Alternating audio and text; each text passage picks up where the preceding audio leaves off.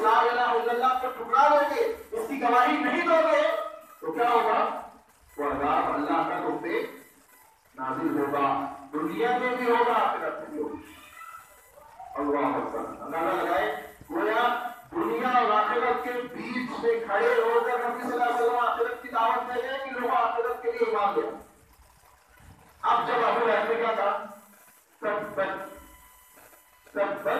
لک یا محمد، لہذا جمع تھا نا، اے محمد آپ کے ہاتھ ٹوٹ جائے، کیا آپ نے ہم کو اسی لیے جمع کیا ہے؟ اللہ کے نبی صلی اللہ علیہ وسلم سے جملہ تھا ابو لہب نے، اللہ رب العالمین نے آیت نازل کی، سورہ لہب نازل کی۔ تو ابو لہب نے اللہ کے نبی کو دیکھا تھا کہ نہیں دیکھا تھا؟ دیکھا تھا نا، صحابی ہے ابو لہب، صحابی ہے۔ ابھی اتنا 5 منٹ میں نے سمجھایا اس کو، ابھی بھی اگر صحابی کو ہی کریں گے تو مسئلہ ابو لہب صحابی نہیں ہے، تو صحابی کسے کہیں گے؟ ہاں، ایمان لایا اور دیکھا اللہ کے نبی کو ایمان کی حالت میں، ایک چیز اور ایڈ کیجیے، صحابی بن گئے۔ جی کتنی چیزیں ہیں؟ ایمان لائے، رسول اللہ کو دیکھ کر ایمان لایا، اور ایمان ہی کی حالت میں دنیا سے رخصت ہوئے، وہ صحابی۔ دنیا سے جانے سے پہلے ایمان کو چھوڑ دیا تو صحابی نہیں، چاہے رسول کو اپنی آنکھوں سے کیوں نہ دیکھا ہو، سمجھے؟ الصحابی، علامہ ابن قیم رحمۃ اللہ علیہ بیان فرماتے ہیں، الصحابی من لقی النبی صلی اللہ علیہ وسلم ومات علی الاسلام، صحابی وہ ہے جو نبی صلی اللہ علیہ وسلم کو دیکھ کے ایمان کی حالت میں ومات علی الاسلام، اور اسلام ہی کے اوپر اس کا انتقال ہو، اسلام ہی میں دنیا سے رخصت ہو۔ آپ دیکھیے یہ ہوئے صحابہ، سمجھ آئے؟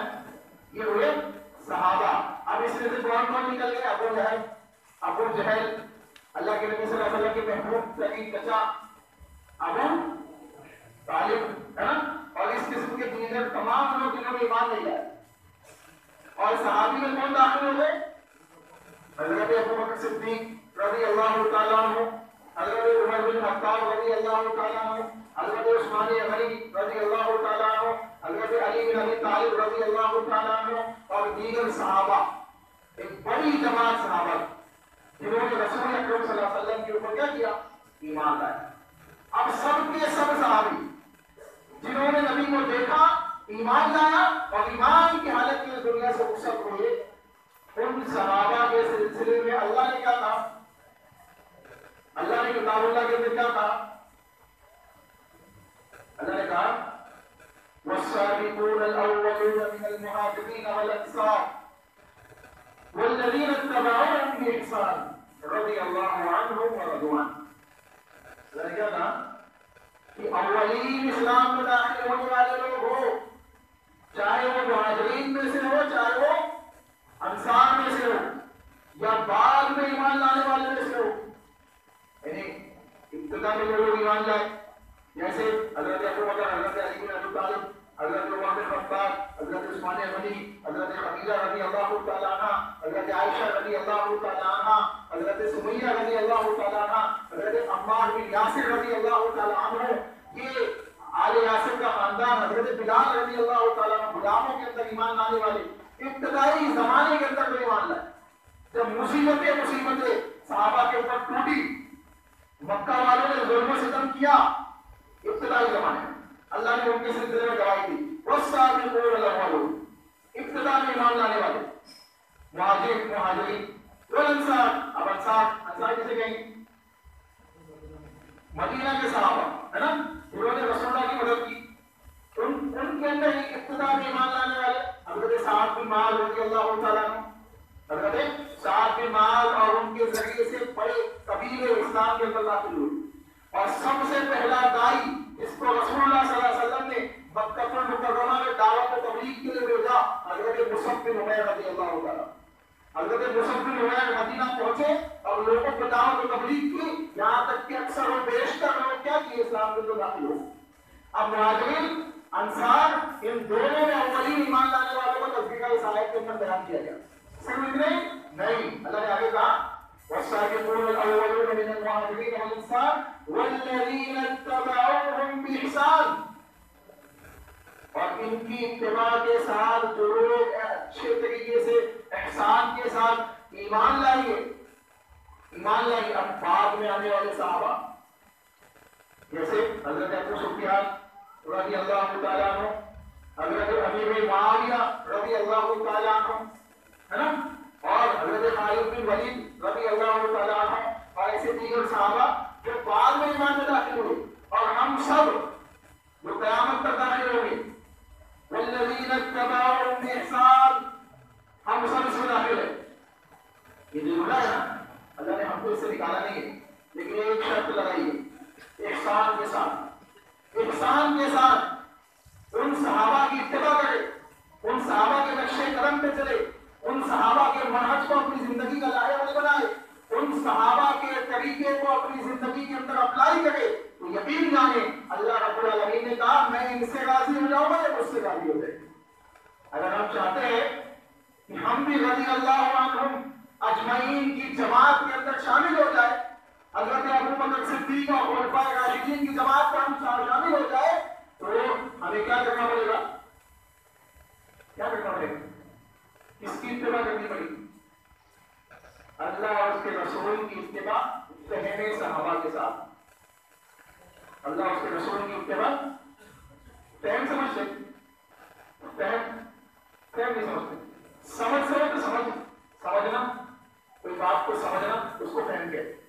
ٹھیک ہے، تو صحابہ کی سمجھ کے ساتھ اللہ کی کتاب کو سمجھا جائے، صحابہ کی سمجھ کے ساتھ رسول کی حدیثوں کو سمجھا جائے، یہ فہم صحابہ ہے، یہ منہج صحابہ ہے. اب اگر ہم منہج صحابہ کو چھوڑ دیں تو پہلی حدیث جو ہم نے پڑھی نا ترمذی کے اندر رسول اللہ نے کہا 73 ہوں گے، 72 کہاں جائیں گے؟ جہنم میں. ایک کہا جائے گا جنت میں. صحابہ نے پوچھا وہ ایک کون ہوگا؟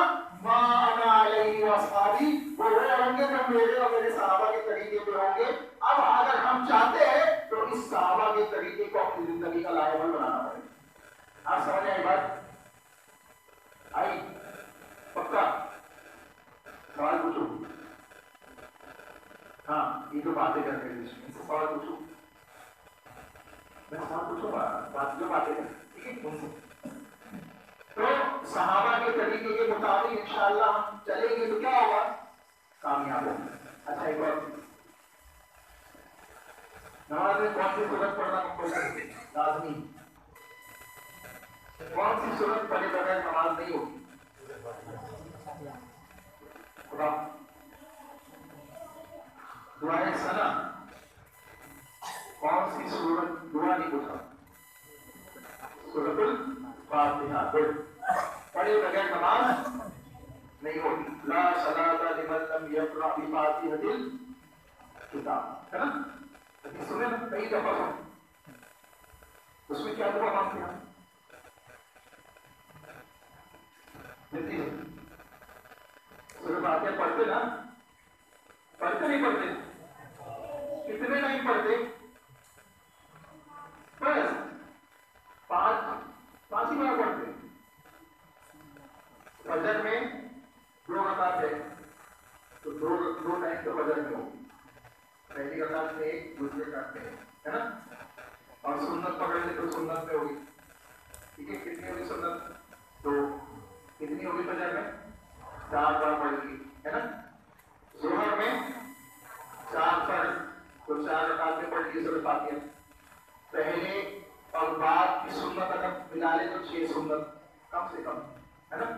8 بھی پڑھ سکتے، 8 بھی پڑھ سکتے، پہلے 4 پڑھ سکتے تو 6 سنت. تو 6 اور اوپر 4 کتنی ہوگی؟ 10. کتنے مرتبہ پڑھ لی ظہر تک؟ 10 مرتبہ سورۃ فاتحہ پڑھ لی، ہے نا؟ اصل میں کتنے مرتبہ پڑھے؟ 4. پہلے اور بعد میں کوئی سنت ہے نہیں ہے نا؟ کوئی سنت نہیں. نفل پڑھ سکتے 4 رکعت نماز سے پہلے کوئی پڑھنا چاہیے. تو اب کتنی ہو گئی؟ 14 مرتبہ. مغرب کی نماز میں 2 سنت بعد کی اور 3 فرض پہلے کی چھوڑ دے گا میں نفل کی. ٹھیک ہے، کتنی ہو گئی؟ پکا 19. ٹھیک ہے، اس کے بعد عشاء میں 4 رکعت، 2 سنت اور 3 ہو گئی؟ پہلے عشاء کی بتاؤ، 4 فرض، 3 وتر اور 2 سنت، کتنی ہوئی؟ پھر سے 4 2 سنت اور 3 کتنی ہوئی؟ پکا 9 ہو گئے نا؟ اب 19 میں 9 ایڈ کرو، گڈ ماشاء اللہ، 28 ماشاء اللہ، بارک اللہ، 28 ہو گئی ہے نا؟ مین چیزیں پکڑا، نفل تو چھوڑ دو، ابھی نفل چھوڑ دو، اللہ کی حمد و ثنا کے لیے دعا کی، حمد و ثنا کے لیے سورہ فاتحہ پڑھ کی، اس کو چھوڑ دو، لیکن مین ہم 28 وقت بعد مکمل نماز پڑھ رہے، سنت اور فرض ملا کے کتنی ہوئی؟ 28 مرتبہ پڑھ رہے، لیکن ہم کو یہ نہیں معلوم ہے کہ کیا پڑھ رہے،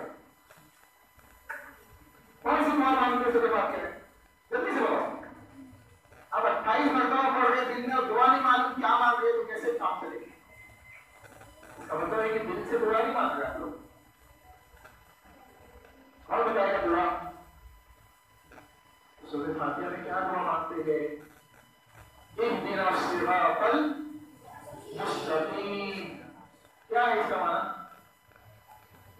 اے اللہ اہدنا، ہمیں ہدایت دے، ہماری رہنمائی کر، کس صراط، راستے کی طرف، المستقیم تو سیدھا ہے، سیدھے راستے کی طرف ہماری کیا کر، بتاؤ کیا کرنا ہے؟ رہنمائی کر، اے اللہ سیدھے راستے کی طرف رہنمائی کر، سیدھے راستے کی صراط المستقیم کی ہمیں ہدایت دے دے۔ کتنی مرتبہ دعا مانگ رہے دن بھر میں؟ 28 مرتبہ، ہے نا؟ کم سے کم 28 مرتبہ ہم اللہ سے مانگ رہے کہ اللہ صراط مستقیم پہ چلا دے، صراط مستقیم پہ چلا دے۔ اب یہاں سے اگر ہم کو صراط مستقیم پہ چلنا ہے تو کس کو دیکھنا پڑے گا؟ اللہ کو کیسے دیکھیں گے آپ؟ نبی صلی اللہ علیہ وسلم کو نا، لیکن نبی صلی اللہ علیہ وسلم تک پہنچنے کے لیے راستے میں کون سی سب سے افضل جماعت ہے جو ہم کو نبی سے جوڑتی ہے؟ نبی سے جوڑنے والی جماعت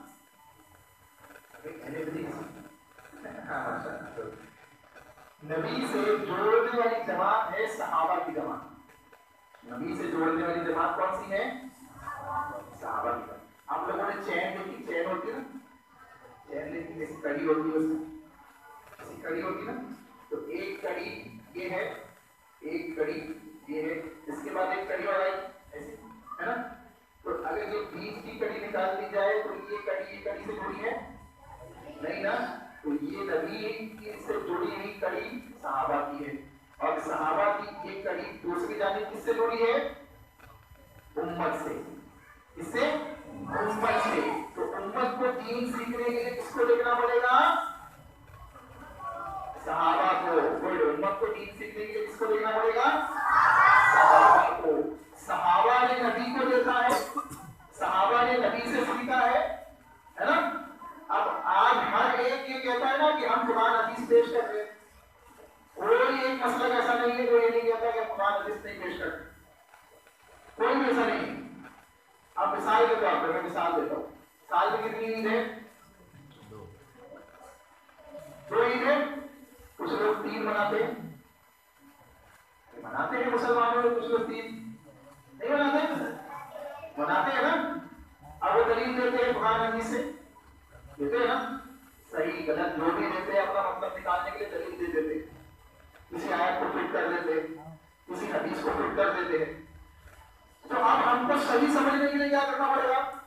بھائی آپ لوگ اس آیت کا مطلب لے رہے ہو، ابھی کوئی قرآن کھولے کہے کہ دیکھو اللہ نے کہا کہ ہم نے آپ کے اوپر رحمت للعالمین کو بھیجا ہے، اللہ کے فضل ہے، نبی اللہ کی رحمت ہے، نبی تمہارے لیے رہنما ہے، نبی کی بشارت حضرت عیسیٰ نے دی ہے نا، حضرت عیسیٰ کی بشارت موجود ہے نا قرآن کے اندر۔ تو نبی کی جب خوشخبری ہے تو خوشخبری کو منانا چاہیے، کیوں نہیں منانا چاہیے؟ دلیل ہو گئی، قرآن سے دلیل ہو گئی۔ تو اب ہم اس دلیل کا جواب کیسے دیں گے؟ قرآن کی آیت کو دلیل دے دیے تو 30ویں عید منا لے گا، 30ویں عید منانے کی دلیل کہاں سے دے دی؟ قرآن سے، یہ بھی کہہ رہے کہ قرآن حدیث ہے، میں بھی کہہ رہا ہوں قرآن حدیث ہے، دونوں میں سے صحیح کون ہے؟ تو ہم کیا کہیں گے؟ بھائی آپ نے جو یہ مطلب لیا ہے کہ نبی کی بشارت کی حضرت عیسیٰ نے، یقیناً بھی نبی رحمت ہے، یقیناً ہے، نبی اللہ کے فضل ہے، یقیناً ہے، نبی کے ذریعے ہم کو ہدایت ملی، یقیناً ملی، لیکن سوال یہ ہے کہ جو مطلب آیت کا آپ نے سمجھا صحابہ نے سمجھا کہ نہیں سمجھا؟ صحابہ نے وہ عید کیوں نہیں بنائی؟ جو عید آپ بنا رہے ہو تیسری، وہ عید صحابہ نے سمجھے گا، صحابہ نے کیوں نہیں بنائی؟ اگر صحابہ نے نہیں بنائی تو ہم نہیں بنائیں گے، صحابہ نے بنائی تو ہم بھی بنائیں گے انشاءاللہ۔ آپ سمجھ رہے گا؟ دلیل کو ہے اللہ نے کتاب اللہ کے اندر ایمان اور ہدایت، ایمان اور ہدایت اسی جماعت کے ساتھ جوڑا ہے تو صحابہ اللہ کی کتاب میں، اللہ کی کتاب کے اندر اللہ نے ایمان اور ہدایت کو اسی جماعت کے ساتھ جوڑا ہے تو صحابہ کی جماعت۔ کیا کہا اللہ نے؟ اللہ رب العالمین نے کہا فَإِنْ آمَنُوا بِمِثْلِ مَا آمَنْتُمْ بِهِ فَقَدِ اهْتَدَوْا۔ فَإِنْ آمَنُوا، ہاں کہ اگر تم ایمان لے آؤ، اگر تم ایمان لے آؤ، فَإِنْ آمَنُوا، اگر تم ایمان لے آؤ بِمِثْلِ مَا آمَنْتُمْ بِهِ، ایسے یہ لوگ ایمان لائے، کون لوگ؟ جب آیت نازل ہوئی تو ایمان والے کون تھے؟ صحابہ۔ سمجھے نا؟ دیکھو ماشاءاللہ آپ کو بولا نا بات سمجھ آ گئی، یہاں بیٹھے ہیں تو بات سمجھ آنا چاہیے، نہیں تو جلسہ ختم ہو جائے، سمجھے نا؟ گھر جا کے بتانا ہے، امی ابو رسول بھائی نہیں آئے ہیں تو ان کو بتانا چاہیے، ایسا بتایا گیا جو بھی سنے اس، ٹھیک ہے؟ فَإِنْ آمَنُوا، اللہ نے کہا اگر تم ایمان لاؤ، فَإِنْ آمَنُوا، اگر تم ایمان لاؤ، بِمِثْلِ مَا آمَنْتُمْ بِهِ، ان صحابہ کی طرح، استاد کہتے ہیں نا کبھی کبھی اس کی طرح پڑھا کرو یہ اچھا پڑھتا ہے، بولتے نہیں بولتے ہے نا؟ یہ زیادہ محنت کرتا ہے اس کی طرح تم بھی محنت کرو، ہے نا؟ تو اللہ تعالیٰ کہہ رہے کہ اگر ایمان لانا ہے تو ان لوگوں کی طرح لاؤ جو صحابہ ہے، یہ ایمان والے ہیں، یہ مخاطبین ہیں اللہ کے، ان کی طرح ایمان لاؤ۔ فائدہ کیا ہوگا؟ اگر صحابہ کی طرح ایمان لائے تو کیا فائدہ ہوگا؟ ہدایت پہ آ جاؤ گے، کس پہ آ جاؤ گے؟ ہدایت پہ آ جاؤ گے، اللہ کی ہدایت، اللہ کی توفیق، اللہ رب العالمین کا سیدھا راستہ تم پاؤ، سیدھا راستہ۔ اچھا اہدنا الصراط المستقیم کے بعد کیا پڑھتے ہیں؟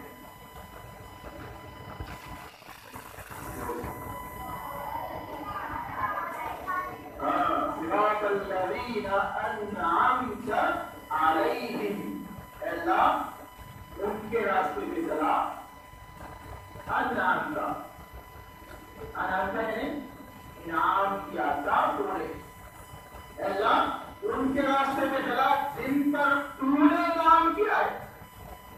مطلب ہے کہ صراط مستقیم والا جو راستہ ہے، اس راستے پہ چلنے والے لوگوں کے اوپر اللہ کا انعام ہوتا ہے، انعام ہوتا ہے اللہ۔ اب کیسے ہم کو وہ راستہ ملے گا؟ کہیں نہ کہیں ہوگی نا اس کے پیچھے وہ انعام یافتہ لوگ کون ہیں؟ ہوگی نا ہوگی؟ اللہ نے کتاب اللہ کے اندر انعام یافتہ لوگوں کو بیان کیا کہ آپ کو کیا کام کرنا ہے انعام یافتہ بننے کے لیے۔ انعام یافتہ بننا چاہتے ہیں کہ نہیں بننا چاہتے ہیں؟ اللہ کا انعام چاہیے کہ نہیں چاہیے؟ کیا کرنا پڑے گا؟ نماز پڑھنی پڑے گی، بے شک نماز پڑھنی پڑے گی، اور نیک کام کرنا پڑے گا، ٹھیک ہے، اور قرآن پڑھنا پڑے گا، سب ٹھیک ہے۔ نماز پڑھ رہے ہیں نبی کے طریقے سے نہیں ہے تو پکا، نماز پڑھ رہے ہیں نبی کے طریقے پہ نہیں، روزہ رکھ رہے ہیں نبی کے طریقے پہ نہیں، دوسری چیزیں عبادتیں کر رہے اللہ کے نبی صلی اللہ علیہ وسلم کے طریقے پہ نہیں، ہم کو کو انعام ملے گا کہ نہیں ملے گا؟ ہے نا؟ نہیں ملے گا. لیکن اللہ نے کتاب اللہ کے اندر کہا وَمَن يُطِعِ اللَّهَ وَالرَّسُولَ، جو اللہ کی اطاعت کرے گا اور اس کے رسول کی اطاعت کرے گا، انعم اللہ علیہم ومن یطع اللہ والرسول فاولئک انعم اللہ علیہم من النبیین والصدیقین والشہداء والصالحین وحسن اولئک رفیقا. اللہ نے کہا کہ جو اللہ کی اطاعت کرے، اس کے رسول کی اطاعت کرے، اللہ کی اطاعت، اس کے رسول کی اطاعت، انعم اللہ علیہم، اللہ ان پر انعام کرے گا. اور انعام یافتہ لوگ کون کون ہوں گے؟ اللہ نے کہا انعم اللہ علیہم من النبیین، نبیوں میں سے ہوگی. تمام کے تمام نبی اللہ کے انعام یافتہ ہے کہ نہیں ہے نا؟ نبیوں میں سے من النبیین والصدیقین، اور سچے لوگوں میں سے ہوں گے. سچے لوگ، سچ کا کیا فائدہ ہے؟ لیکن اس کا نقصان کیا ہے؟ سچ بولنے سے پٹائی پڑتی ہے نا؟ سچ بولنے سے پٹائی پڑتی ہے، پکا. اور جھوٹ بولنے سے بھی پڑتی ہے، سچ بولنے سے بھی پڑتی ہے. سچ بولنے سے نہیں پڑتی نا؟ نہیں پڑتی. کبھی کبھی سچ بولنے سے بھی پڑتی ہے. ہاں، اور جھوٹ بولنے والا کبھی کبھی بچ جاتا ہے. جھوٹ بولنے والا کبھی کبھی بچ جاتا ہے، لیکن اس کے بعد بھی سچ ہی بولنا ہے. اگر پٹائی پڑے تب بھی. کیوں؟ اللہ کے نبی صلی اللہ علیہ وسلم بیان فرماتے علیکم بالصدق فإن الصدق يهدي إلى البر وإن البر يهدي إلى الجنة. سچ کھا لے جائے گا، کھا لے جائے گا سچ. دیکھو اللہ کے نبی نے کہا کہ لوگوں سچ کو مضبوطی سے تھام لو، سچ کو مضبوطی سے تھام لو. کیوں؟ کیونکہ یہ سچ تمہیں نیکیوں کی طرف لے جائے گا اور نیکیاں تمہیں جنت کی طرف لے جائے گی. وَإِيَّاكُمْ وَالْكَذِبَ فَإِنَّ الْكِذْبَ يَهْدِي إِلَى الْفُجُورِ وَإِنَّ الْفُجُورَ يَهْدِي إِلَى النَّارِ. رسول اللہ نے کہا کہ لوگوں جھوٹ سے اپنے آپ کو بچا لو. کیوں؟ کیونکہ جھوٹ تمہیں گناہوں کی طرف لے جائے گا، گناہوں میں جہنم میں لے جائے گا. گناہ ڈالے جائیں گے جہنم میں. تو معلوم پڑا کہ جھوٹ بولنے سے اگر بچ جائے تو وہ بچنا نہیں ہوا، وہ جہنم کی طرف بڑھنا ہوگا. اور سچ بولنے سے اگر پٹائی بھی ہو جائے تو وہ سچ بولنے کا فائدہ یہ ہوگا کہ انشاءاللہ وہ نیکیوں کی طرف لے جائے گا سچ، اور وہ سچ ہمیں کہاں جائے گا؟ جنت میں انشاءاللہ. ٹھیک ہے؟ پھر اللہ نے کہا من النبیین، نبیوں میں سے، والصدیقین، اور صدیقین میں سے، سچے لوگوں میں سے. صدیقین سچے لوگ ہے نا؟ من النبیین والصدیقین من النبیین والصدیقین والشہداء والصالحین. اور تیسرے شہید، اللہ کے راستے میں شہید ہو گئے. شہداء اور نیک اور صالح لوگ، نیک اور صالح لوگ، اللہ کی عبادت کے ساتھ زندگی گزارنے والے لوگ. ٹھیک ہے؟ اب یہ نیک اور صالح لوگ، نبی، سچے لوگ، شہید اور صالحین کے ساتھ اولئک حسن، اللہ نے کہا یہ کیا ہے؟ بہترین ساتھی جنت، بہترین جنت کے ساتھی ہے. ان ساتھیوں کے ساتھ اگر جنت میں جانا چاہتے ہو، اللہ اس کے رسول کی اطاعت کرنا اسٹارٹ کرو. کس کے ساتھ؟ اللہ کے رسول کی اطاعت کرنی کس کے ساتھ؟ صحابہ کی سمجھ کے ساتھ، صحابہ کے فہم کے ساتھ. ٹھیک ہے؟ سمجھ کے ساتھ بات سمجھ آئی نا؟ اچھا،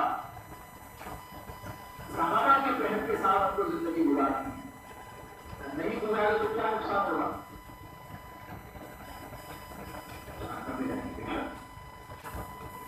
جہنم میں جائے گی، کتاب اللہ کیا ہے. لیکن اس سے پہلے ہم دیکھو، ہم اپنے معاشرے کا جائزہ لو. آج ہمارے یہاں جھوٹ عام ہے، جھوٹ عام ہے. اسی طریقے سے گناہ کے دوسرے کام اپنے آپ کیے ہوئے ہیں. سود کو ہم نے اپنے لیے حلال کیا ہوا ہے. سود معاشرے کے اندر حلال. لوگوں نے یہ سمجھا ہوا ہے کہ ہم ہندوستان میں رہتے ہیں سود کھا سکتے. لوگوں نے سمجھا ہوا ہے. حالانکہ اللہ نے کیا کہا کہ سود کھانے والا کیا کرے؟ اللہ اور اس کے رسول سے جنگ کرنے کے لیے تیار ہو جائے. سود کھانے والا اللہ اور اس کے رسول سے جنگ کرنے کے لیے تیار ہو جائے گا. اندازہ لگائے. اسی طریقے سے خواتین کے اندر پائی جانے والی بے حیائیاں، بے پردگی اور مختلف قسم کے معاملات معاشرے کے اندر جو خواتین کے ذریعے وجود میں آ گئے، کیا یہ صحابیات کے معاملات تھے؟ کہ رسول کے زمانے کی صحابیات کی یہی معاملات تھے جو آج ہمارے گھروں کی خواتین کے ہیں؟ بے حیائیاں اور بے پردگی ان کے معاملات میں نہیں، بلکہ ان کے معاملات کیا تھے؟ حضرت محمد رسول اللہ صلی اللہ علیہ وسلم کے پاس خواتین آتی ہے اور شکایت کرتی ہے کہ اللہ کے نبی، ہم نمازوں کے لیے جاتے ہیں تو ہماری چادر زمین پہ گھسیٹتی ہوئی جاتی ہے. ہم چادر اوڑھ کے جاتے ہیں، پردہ پوشی کے ساتھ جاتے ہیں نمازوں کے لیے، تو ہماری چادریں زمین پہ گھسیٹتی ہے. بعض اوقات یہ ہوتا ہے زمین پہ گندگی پڑی ہوتی ہے، کیا ہم اپنی چادروں کو اٹھا لیں اور زمین کے اوپر نکل جائے اپنی چادر کو بچاتے ہوئے؟ رسول اللہ صلی اللہ علیہ وسلم نے بیان فرمایا کہ نہیں، تمہارے لیے بات بھی جائز نہیں کہ تم اپنے ٹخنوں کو دوسروں کے سامنے واضح کر دو. اپنے ٹخنوں کو دوسروں کے سامنے واضح کر دو. اپنی چادروں کو گھسیٹتے ہوئے گندگی کے اوپر سے چلے جاؤ. آگے آنے والی پاک مٹی اس گندگی کو پھر سے پاک کرے. مٹی پاک ہے؟ مٹی پاک نہیں ہے؟ پاک ہے نا؟ وہ آنے والی پاک مٹی کے ذریعے وہ گندگی کیا ہوگی؟ صاف ہو جائے گی اور اللہ رب العالمین اس کو پاک کر دے گا. اس میں نماز پڑھنا تمہاری لے جائے گا. اللہ تعالیٰ کہ صحابیات کا معاملہ ہے کہ وہ نبی صلی اللہ علیہ وسلم کے پاس آتی ہے اپنے مسئلے کو لے کے. اللہ کے نبی محمد رسول اللہ صلی اللہ علیہ وسلم انہیں اتنی اجازت نہیں دیتے ہیں کہ اپنے کاموں کو کھول لو. اپنے جسم کو نمایاں کرتی ہے لوگوں کے سامنے. اللہ نے کہا لوگوں، خواتین کو اللہ نے مخاطب کرتے ہوئے بیان فرمایا کہ خواتین کی جماعت اپنے گھروں کے اندر، اپنے گھر کے اندر استقرار کو لازم رکھو. گھروں میں رہنا لازم رکھو. خواتین کی نماز مسجد میں پڑھنا جائز ہے نہیں؟ جائز ہے نا؟ پکا مسجد میں انتظام ہے نا؟ آپ کیا جائز ہے؟ انتظام ہے. مرد کے لیے نماز افضل کا ہے مسجد. جماعت کے ساتھ اگر نماز پڑھے تو کتنا ثواب ہوتا ہے؟ مزہ نہیں آ رہا؟ سوال جواب نہیں کرتے، بیچ میں نہیں کرنا چاہیے نا. سوال جواب کر کے تو مزہ نہیں آ رہا ہے. سوال جواب آپ کو دینا ہے. سوال آپ کو معلوم ہونا چاہیے آپ کیا کریں. ہم تو بیان کر کے چلے جائیں گے. آپ یہ پبلک یہ ہے جو سامنے بیٹھی ہوئی نہیں، سب سے بڑی پبلک ہے. آپ ہی لوگ فیوچر فیوچر لیکن آپ مستقبل ہے نا. تو خواتین کا مسجد جانا جائز ہے. مردوں کی افضل نماز کا ہے مسجد میں. کتنے گنا زیادہ ثواب ملتا ہے جماعت کے ساتھ نماز پڑھنے کا؟ 27 گنا ہے نا. 25 بعد اس کے ساتھ 25 ہے. ٹھیک ہے. اچھا، خواتین کے لیے افضل نماز کا ہے. خواتین کے لیے افضل نماز ان کے گھروں کے اندر بھی، اندر والے کمرے میں نماز پڑھنا زیادہ افضل ہے. لیکن ان کا مسجد میں آنا چاہیے. ان کے لیے انتظامات ہو، ان کے لیے صبح کا انتظام ہو، ان کے لیے بیانات کے لیے انتظامات ہو. اگر انتظامات نہیں ہوں گے تو آج دیکھیں، آج ہمارے ہندوستان کا ایک بڑا مسئلہ یہ ہے کہ خواتین غیرت کے ساتھ اختلاط کا شکار ہو. خواتین غیر مسلموں کے ساتھ اپنے معاملات انجام دے رہی ہے. غیر مسلموں کے نکاح میں شامل ہوتے چلی جا رہی ہے. اللہ نے ایسی خواتین کے اوپر جو اس قسم کے معاملات کا انجام دے گی، یقین جانیے دنیا میں بھی ذلیل ہوگی، آخرت میں بھی ذلیل ہوگی. کیوں؟ کیونکہ اس نے اس افضل ترین چیز کو چھوڑ دیا جس کی تقدیر کا اعلان اللہ نے کیا، جس کو اللہ نے نعمت کہا، جس کو اللہ نے اپنا فضل بیان کیا. اس کو چھوڑ دیا. اس کو لے کے رسول محترم صلی اللہ علیہ وسلم کو بھیجا گیا. اس افضل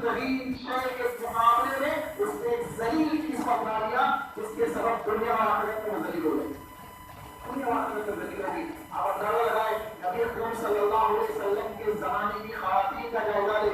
ایک خاتون آتی ہے اللہ کے نبی کے پاس, مکمل دوسرا بات یہ ہے, ایک صحابی ہے, ان کا نام ہے ابو ہریرہ رضی اللہ عنہ. نام یہ کنیت ہے, نام ہے عبد الرحمن الدوسی رضی اللہ تعالیٰ. سب سے زیادہ حدیثیں کس نے بیان کی؟ سب سے زیادہ حدیثیں کس نے بیان کی؟ آپ بتاؤ. سب سے زیادہ حدیثیں کس نے بیان کی؟ صحابہ نے. جلدی 10 روپے انعام ملے گا بچوں کے لیے جو بتائے گا سب سے زیادہ حدیثیں کس نے بیان کی ہے. نبی صلی اللہ علیہ وسلم نے کہا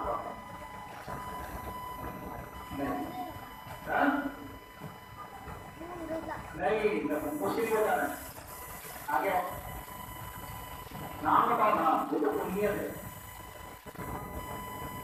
نام کیا تھا؟ کنیت سمجھتے. کنیت الگ چیز ہوتی ہے. آپ کا نام کیا ہے؟ زبیر. آپ کے ابو کا نام کیا ہے؟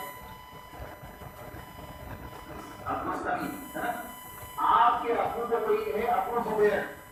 ابو زبیر, تو یہ آپ کے ابو کی کیا ہوگی؟ کنیت ہو گئی. یہ آپ کے ابو کی کنیت ہو گئی. اس کو کیا کہتے ہیں عربی میں؟ کنیت. ٹھیک ہے. اسی طریقے سے ایک صحابی تھے جن کے پاس بلیاں بہت تھی. بلی پالتے تھے. تو بلی پالنے کی وجہ سے لوگوں نے ان کو نام دے دیا ابو ہریرہ رضی اللہ تعالیٰ. سب سے زیادہ حدیثیں انہوں نے ہی اللہ کے نبی صلی اللہ علیہ وسلم کی بیان کی. نبی صلی اللہ علیہ وسلم کی سب سے زیادہ حدیثیں بیان کی. ان کا نام کیا تھا؟ کیا نام بتایا جاتے ہیں؟ عبد الرحمن صخر الدوسی رضی اللہ تعالیٰ عنہ کا نام تھا. ان کا نام کیا تھا؟ عبد الرحمن صخر الدوسی رضی اللہ تعالیٰ عنہ کا نام تھا. سمجھے گا؟ تو اب یہ صحابی رسول ہے. سب سے زیادہ انہوں نے رسول اکرم صلی اللہ علیہ وسلم سے حدیثیں نقل کی. ٹھیک ہے.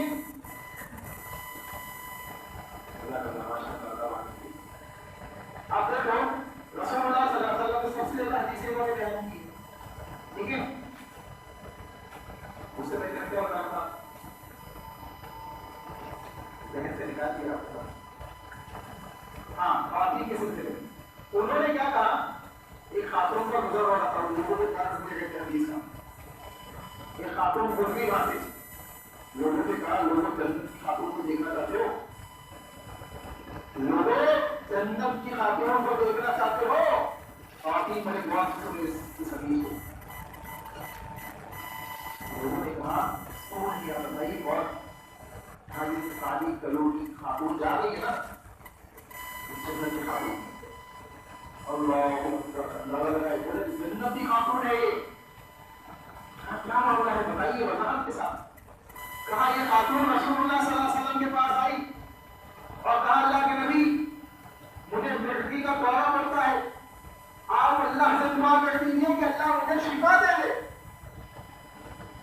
رسول اللہ صلی اللہ علیہ وسلم نے کہا میں تو دعا کر دوں گا, اللہ تجھے شفا بھی دے دے, لیکن اگر تو صبر کر لے وَلَقَدْ جَنَّتُ تیرے لیے جنت. اگر تو صبر کر لے تو تیرے لیے کیا ہے؟ جنت ہے. اس نے سوچا یہ تو دنیا کی بیماری ہے, دنیا کی نا یہ ختم ہو جائے گی, موت کے ساتھ بیماری ختم ہوگی ہے نا, موت کے ساتھ بیماری بھی ختم ہو جائے گی. ساتھ یہ جنت کی خاتون ہے اس لیے کہ اللہ کے نبی کے پاس آئی, اللہ کے نبی نے کہا کہ میں بیمار ہوں, مجھے یہ پرابلم ہے, آپ اللہ سے دعا کر دیجیے کہ اللہ مجھے شفا دے دے. رسول اللہ نے کہا کہ اگر تو صبر کر لے تو تیرے لیے جنت کا میں وعدہ کرتا ہوں. اللہ کے نبی صلی اللہ علیہ وسلم سے وہ کہنے لگی کہ اللہ کے نبی اگر ایسی بات ہے, آپ نے اس بات کا اعلان کر دیا ہے, آپ نے یہ بات سرٹیفکیٹ دے دی ہے کہ آپ جنت میں داخل ہو جاؤ گے, اگر صبر کرو تو میں صبر کرتی ہوں, آپ دعا مت کیجیے, لیکن کم سے کم اتنی دعا کر دیجیے جب مجھے یہ دورہ پڑے زندگی کا تو اے اللہ کے نبی یہ دعا کر دیجیے کہ میں بے پردہ نہ ہو, میرا پردہ نہ کھل جائے. اللہ اکبر. خواتین اللہ کا خوف, اللہ کی محبت نے اس بات کے اندر فکر مند ہوئی کہ کہیں ہمارے پردے کھل نہ جائے, ہم بے پردہ نہ ہو جائے لوگوں کے سامنے. اور آج کی خواتین اپنے جسم کی نمائش لوگوں کے سامنے کرتے تو جہاں صحابہ ہے ان کے نقش قدم سے چل کے جنت ملے گی، وہی صحابیات کی وہی ہے، صحابیات کے نقش قدم اور صحابیات کے بہن کے ساتھ زندگی گزارنے والی خواتین بھی انشاءاللہ جنت کی مشرق ہوگی۔ دلیل کیا ہے؟ صحابہ اور صحابیات کے اللہ رب العالمین کی کتاب اللہ کے اندر نبی صلی اللہ علیہ وسلم کی کتاب کے ساتھ اس بات کو جوڑا ہے۔ انہوں نے کہا وَمَن يُشَاقِقِ الرَّسُولَ مِن بَعْدِ مَا تَبَيَّنَ لَهُ الْهُدَىٰ وَيَتَّبِعْ غَيْرَ سَبِيلِ الْمُؤْمِنِينَ نُوَلِّهِ مَا تَوَلَّىٰ وَنُصْلِهِ جَهَنَّمَ وَسَاءَتْ مَصِيرًا۔ اللہ نے کہا جو نبی صلی اللہ علیہ وسلم کی بات آنے کے بعد نبی نے بات بیان کر دی، وَمَن يُشَاقِقِ الرَّسُولَ مِن بَعْدِ مَا تَبَيَّنَ لَهُ الْهُدَىٰ ہدایت واضح ہو گئی۔ قرآن اور حدیث کی شکل میں ہدایت واضح ہے، قرآن اور حدیث کی شکل میں ہدایت ہر ایک کے لیے، مسلمان کے لیے بھی واضح ہے اور غیر مسلموں کے لیے بھی واضح ہے، ہدایت واضح ہے کتاب و سنت کی شکل میں۔ اب کوئی شخص ہدایت کے واضح ہونے کے بعد، ہدایت کے اس کے پاس آنے کے بعد اس ہدایت سے منہ موڑ لے، تیرا پن اختیار کر لے، اس کو بالائے داغ کا نظر انداز کر دے، اللہ رب العالمین نے اعلان کر دیا من بعد ما تبین له الهدى ويتبع غیر سبیل المؤمنین۔ اور تیسرا کام کیا کرے؟ مومنین کے راستے کو چھوڑ کر کسی دوسرے راستے کی اتباع کرے، دوسرے راستے کی اتباع۔ مومنین کون تھے؟ کون تھے مومنین؟ روایت نازل ہوئی، روایت نازل ہوئی مومنین کون تھے؟ صحابہ، ہے نا؟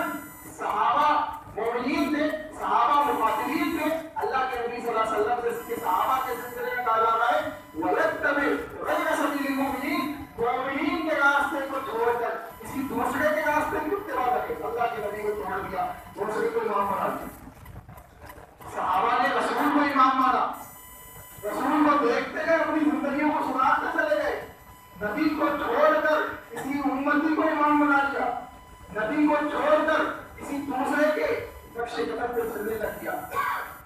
اللہ نے کہا یہ صحابہ ہے جنہوں نے نبی کو دیکھا، اللہ کے نبی نماز پڑھ رہے، نماز کی حالت میں جوتے نکال دیتے ہیں تو صحابہ بھی جوتے نکالتے ہیں۔ یہ نہیں کہتے کہ نماز پتہ ہوگی تو پوچھیں گے کہ نبی آپ نے جوتے کیوں نکالے تھے، اگلی نماز سے نکالیں گے نہیں، لیکن نبی پلٹے کہا جوتے سب کی حالت ہوئی، کیا مسئلہ ہے جوتے کیوں نکالے؟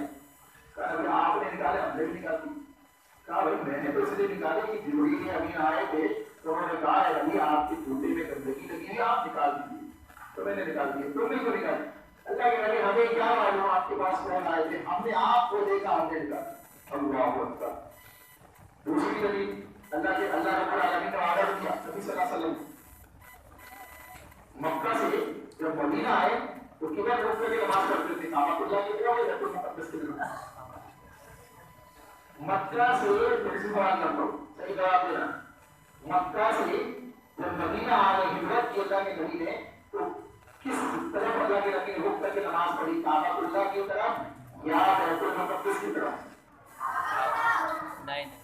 بیت المقدس کی طرف۔ 17 مہینے تک، کتنے مہینے تک؟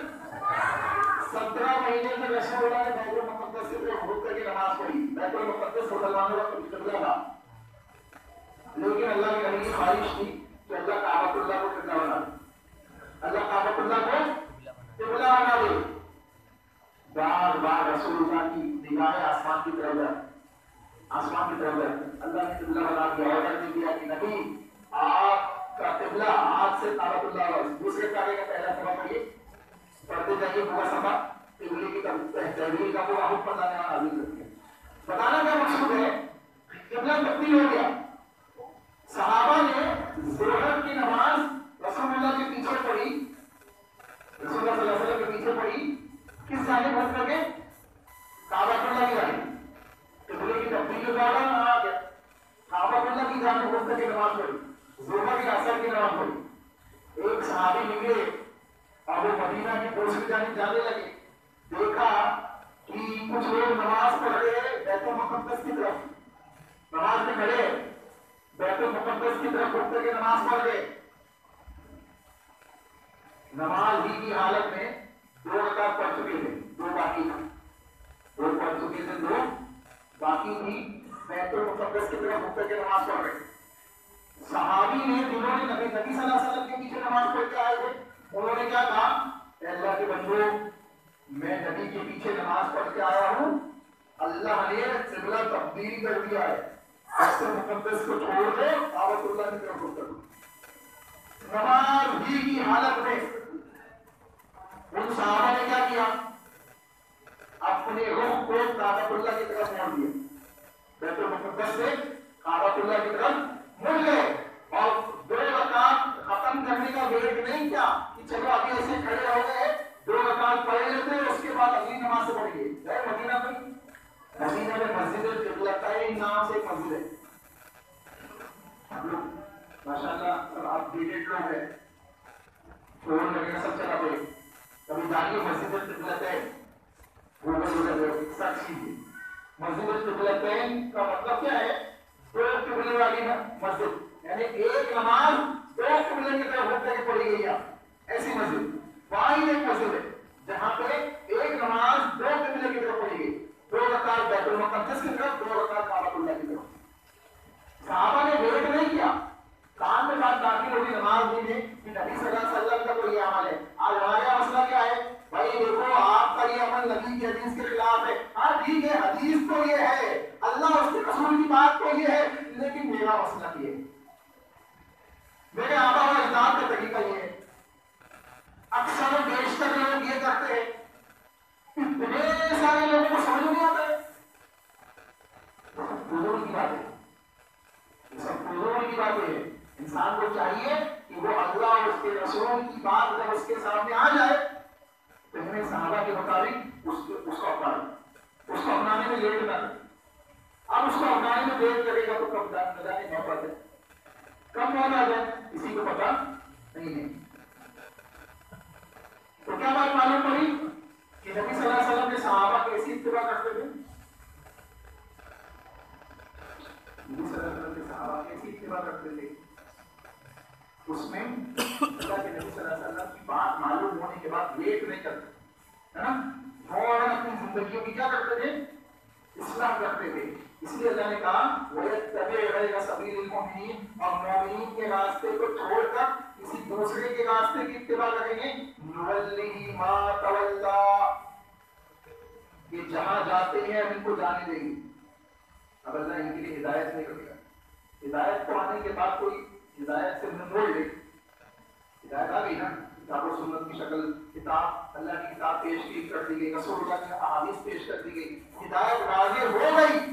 اس کے بعد میں نہیں ٹھیک ہے میرا مسئلہ کچھ اور، اب نولی مانو، جاؤ جہاں جاتے وہاں.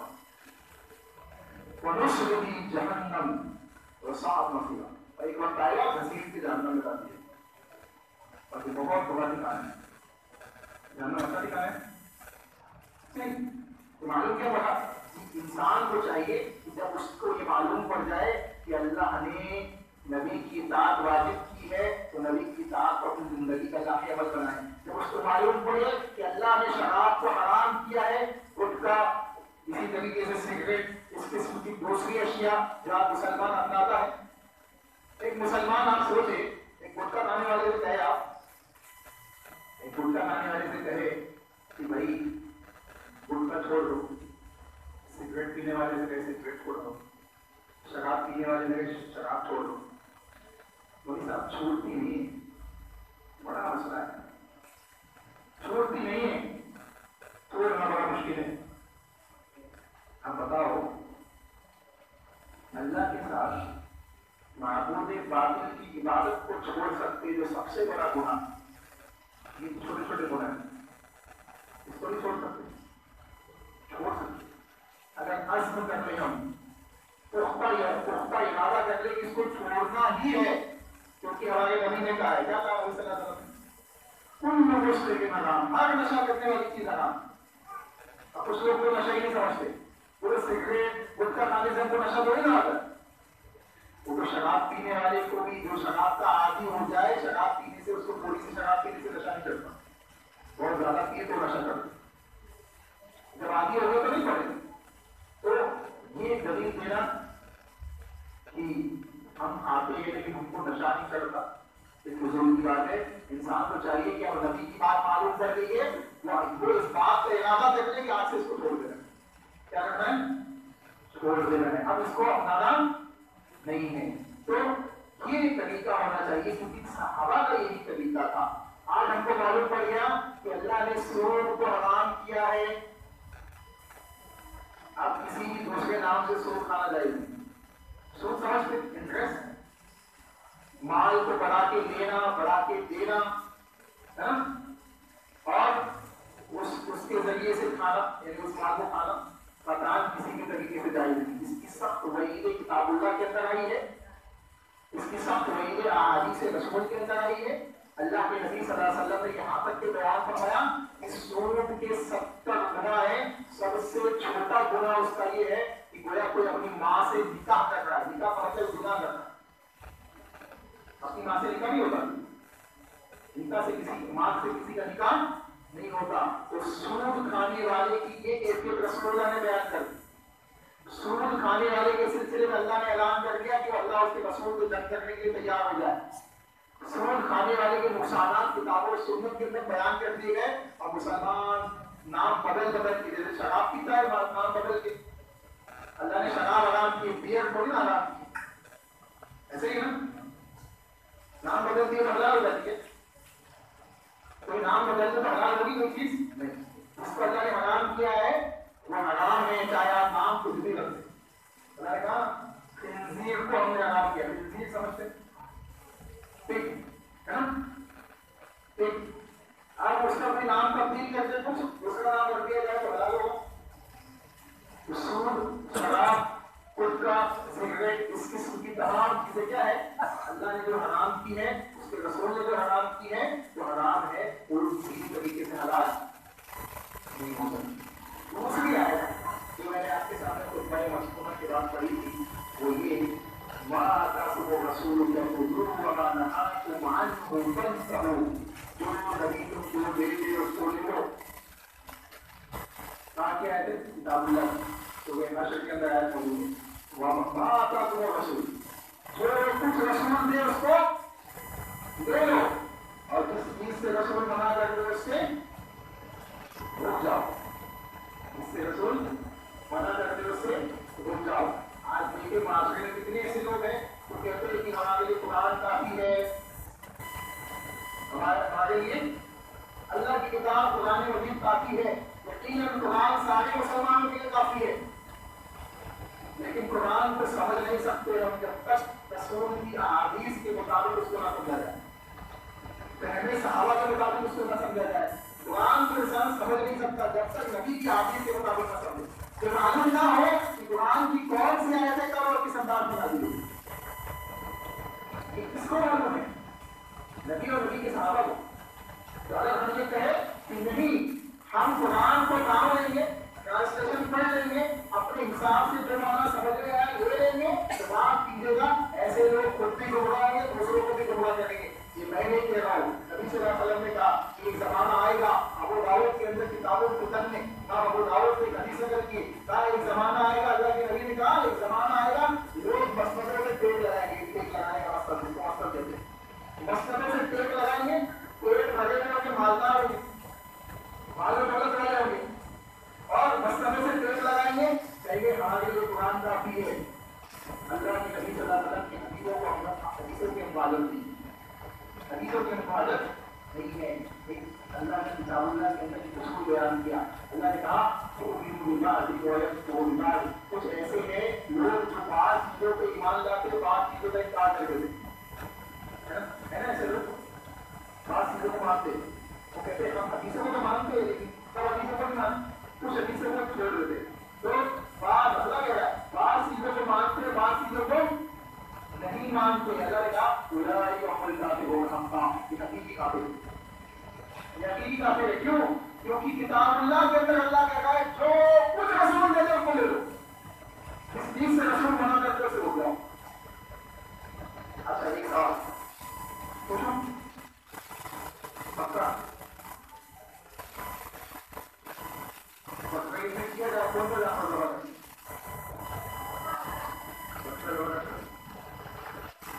جمع کرنے سے پہلے پڑ جائے تو حلال ہے.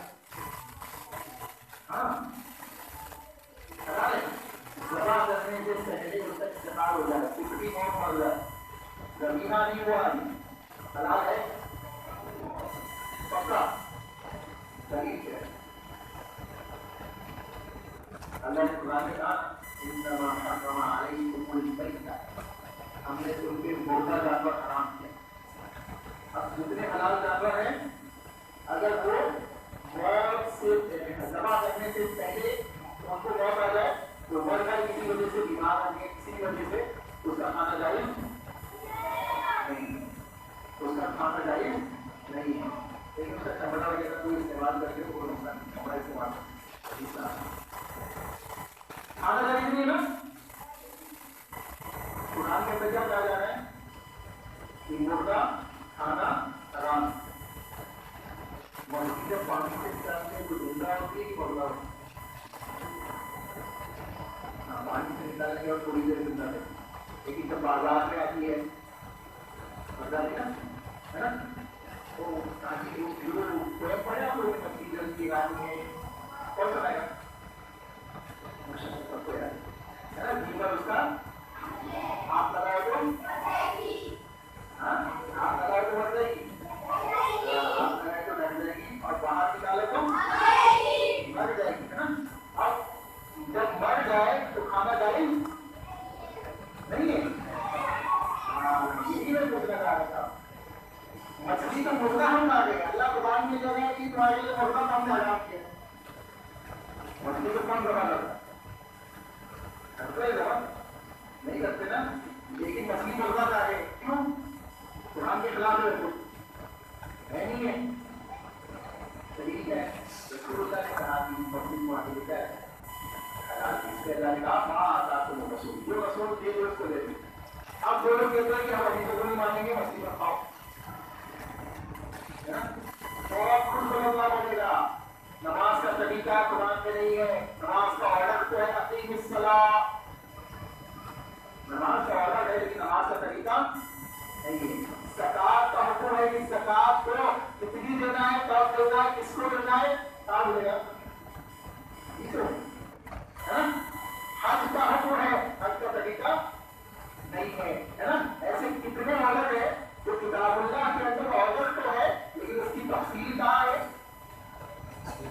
رسول اللہ صلی اللہ علیہ وسلم کی حدیثوں میں, اور وہ حدیثیں ہم تک آئی ہے صحابہ کے ذریعے. اسی لیے صحابہ کا تقدس, صحابہ کا مقام و مرتبہ جانتے ہوئے دین کے اوپر عمل کرنا, دین کے فہم کے مطابق دین کے صحیح عمل منہج کو اپنانا, اسی کو کہتے ہیں فہم صحابہ اور حج صحابہ. اس کے مطابق ہم اپنی زندگیوں کو گزاریں گے تو انشاءاللہ ہم کامیاب ہوں گے.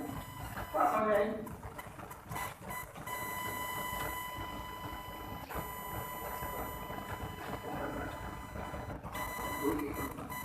ایک آخری بات انشاءاللہ سن لیں, اس کے بعد ایک حدیث سناتے ہیں, اس کے بعد بات کریں گے, ٹھیک ہے ٹھیک ہے. اچھا جمعے میں کتنی اذان ہونی چاہیے؟ جمعے میں کتنی اذان ہونی چاہیے؟ ایک ہوتی ہے, کب ہوتی ہے ایک اذان؟ ساری بات ہوتی ہے. امام صاحب کے بیٹھنے سے پہلے ہوتی ہے, بیٹھنے کے بعد ہوتی ہے. 12:30 بجے کسی کی جگہ پہنچنے کی ہوتی ہے, سب جگہ 12:30 کوئی نہیں ہوتی. تو امام صاحب کے بیٹھنے کے بعد ہوتی ہے نا, بیٹھنے کی بات ہوتی ہے. امام صاحب بیٹھ جاتے ہیں تب مولوی صاحب جا کے ایسے ہوتا ہے نا. تو نبی صلی اللہ علیہ وسلم کے زمانے میں کیسے ہوتا تھا؟ اللہ کے نبی صلی اللہ علیہ وسلم ممبر پہ آ کے بیٹھ جاتے, صحیح بخاری کی حدیث اللہ کے نبی ممبر پہ آ کے بیٹھتے ہیں. اب اسے اس لیے آپ کو امامت اپنی کے اندازے بتا رہا ہوں تاکہ وقت بھی ہمیں مل جائے اور صاف بات کو سمجھ لیں. اللہ کے نبی کے پاس اللہ کے نبی بیٹھ جاتے ممبر پہ تو کیا ہوگا؟ حضرت بلال کھڑے ہو جانا. اللہ کے نبی کا انتقال ہو گیا, رسول کے انتقال کے بعد حضرت ابو بکر صدیق رضی اللہ تعالیٰ عنہ خلیفہ بنے. پہلے خلیفہ کون ہے؟ پہلے خلیفہ کون ہے؟ ہمیں جواب دینے کے بعد پوچھ رہا آپ سے جواب کا ابو بکر صدیق, ٹھیک ہے, پہلے خلیفہ. ان کے کے زمانے میں کیا ہوگا؟ حضرت ابو بکر جب ممبر پہ بیٹھ جاتے تو اذان دی جاتی. ٹھیک ہے. اچھا اس کے بعد کس کا زمانہ آیا؟ عثمان کا. حضرت عمر بن خطاب کا. ٹھیک ہے. حضرت عمر بن خطاب کی جب ممبر پہ بیٹھتے تو اذان دی جاتی. ٹھیک ہے. صحیح بخاری کے لیے. اسی طریقے سے اس کے بعد کس کا زمانہ آیا؟ حضرت عثمان غنی کا. ہے نا. حضرت عثمان کے ابتدائی زمانے میں حضرت عثمان کا فیصلہ پہ بیٹھ جاتے تو اذان دی جاتی. لیکن بعد میں حضرت عثمان نے کیا کیا؟ جمعہ کے دن جو پہلی اذان ہوتی ہے نا، جیسے پہلی اذان ہوئی ہے حضرت بلال ہوتے ہے نا، اس سے پہلے ایک اذان اسٹارٹ کرائی. جیسے ایک گھنٹہ پہلے، اس سے ایک گھنٹہ پہلے بازار میں ایک شخص کو بھیجتے اور کہتے کہ جاؤ اذان دے کے آ جاؤ تاکہ لوگوں کو معلوم پڑ جائے کہ ایک گھنٹہ باقی ہے. کتنا تاکہ ایک گھنٹہ باقی ہے. اچھا ایسا کیوں کیا انہوں نے؟ ایسا اس لیے کیا کہ آبادی بڑھ گئی تھی. آبادی بڑھ گئی تھی اور پہلے ایسا تھا کہ دو پہاڑیوں کے بیچ میں لوگ رہتے تھے اذان دیتے تھے پہنچ جاتی تھی اذان. حضرت عثمان کے زمانے میں جب آبادی بڑھ گئی تو پہاڑی کے دوسری طرف بھی لوگ پڑھنے لگے، تعداد لگنے لگا. تو اس کی وجہ سے کیا ہوتا تھا کہ اذان کی آواز نہیں جاتی. تو حضرت عثمان نے کیا ایک شخص کو بھیجا کہ جاؤ ایک گھنٹہ پہلے اذان دے دیا کرو. ایک گھنٹے کا حدیث کے لفظ نہیں ہے لیکن میں آپ کو سمجھانے کے لیے بتا رہا ہوں. ایک گھنٹہ پہلے جا کے دے دیا کرو تاکہ لوگوں کو معلوم پڑ جائے کہ اصل اذان سے ایک گھنٹہ باقی ہے. اصل اذان سے کتنا باقی ہے؟ ایک گھنٹہ باقی ہے. اب حضرت عثمان نے یہ جو عمل کیا، یہ جو عمل حضرت عثمان نے کیا، کیا رسول کی مخالفت ہے؟ رسول کی مخالفت نہیں ہے. اسی طریقے سے حضرت ابو بکر کی مخالفت نہیں ہے، حضرت عمر بن خطاب کی مخالفت نہیں ہے. یہ ایک اجتہاد ہے. یہ کیا ہے؟ ایک وجہ تھی جس کی وجہ سے انہوں نے کام کیا. ایک وجہ تھی، آواز نہیں جاتی، آواز نہیں جانے وجہ ہو گئی. اس وجہ سے انہوں نے کیا کیا؟ ایک اذان آواز لگائی تاکہ لوگوں تک اذان کی آواز پہنچ جائے اور لوگوں کو معلوم پڑ جائے کہ اب اصل اذان کے لیے ایک گھنٹہ باقی ہے. اچھا اللہ کے نبی صلی اللہ علیہ وسلم نے کیا کہا؟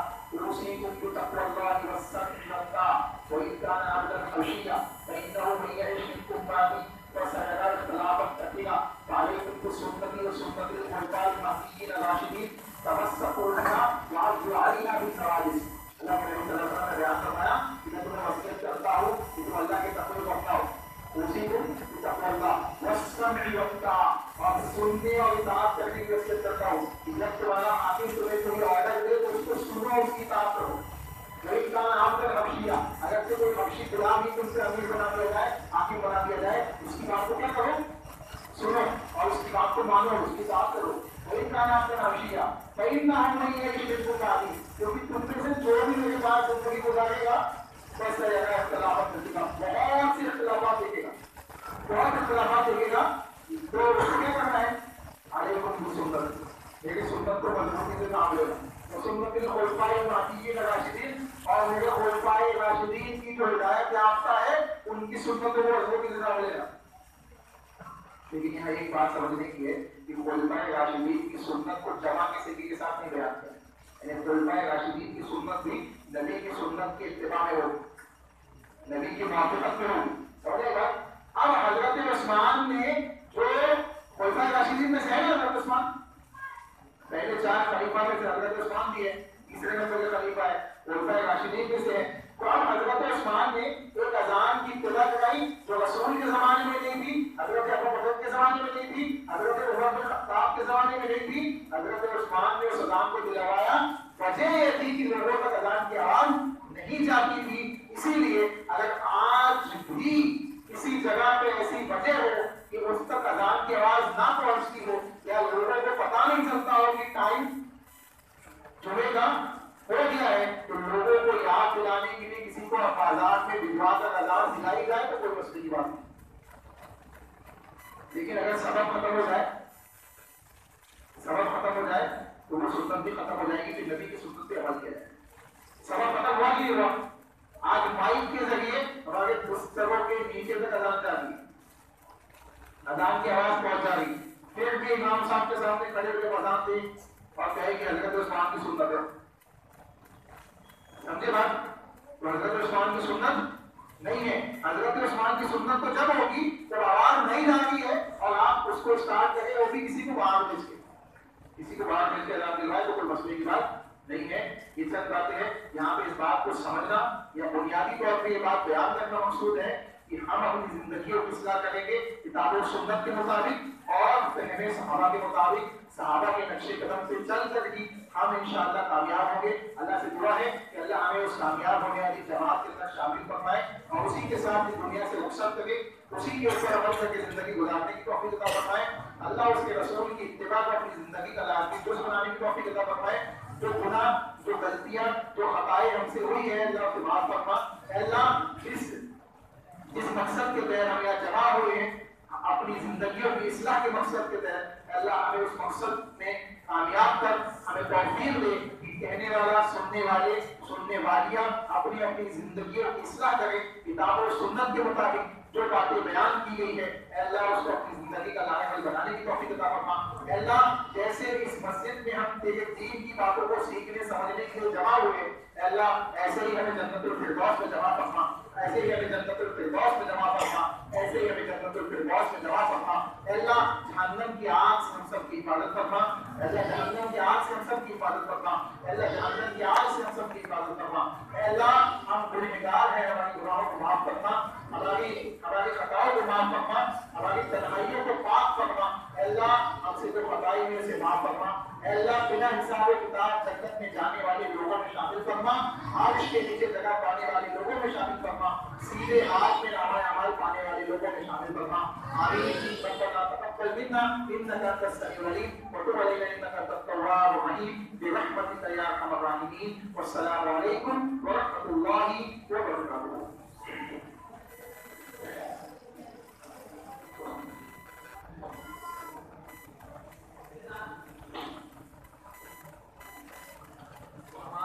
اطمینان سے بیٹھیے. ابھی سب کے سامنے ناشتہ آئے گا، پھر اس کے بعد اذان دی جائے گی اور پھر اس کے بعد نماز پڑھی جائے گی. آپ لوگ تمام اطمینان سے بیٹھے، سب کے بعد انشاءاللہ ناشتہ پہنچ جائے گا.